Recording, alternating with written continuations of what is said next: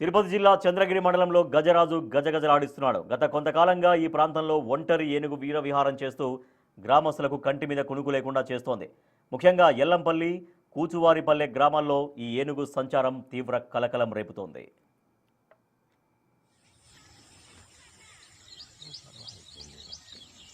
నిన్న రాత్రి పంట పొలాలపై విరుచుకుపడిన ఏనుగు రైతులు ఎంతో కష్టపడి సాగు చేసిన అరటి, వరి పంటలను పూర్తిగా తొక్కి ధ్వంసం చేసింది.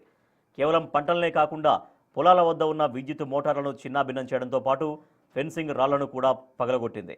చేతికొచ్చిన పంట కళ్ల ముందే నాశనం కావడంతో రైతులు గుండెలు బాదుకుంటున్నారు. లక్షల రూపాయల పెట్టుబడి పెట్టిన తమకు ఇప్పుడు అప్పులే మిగిలాయని రైతులు ఆవేదన వ్యక్తం చేస్తున్నారు.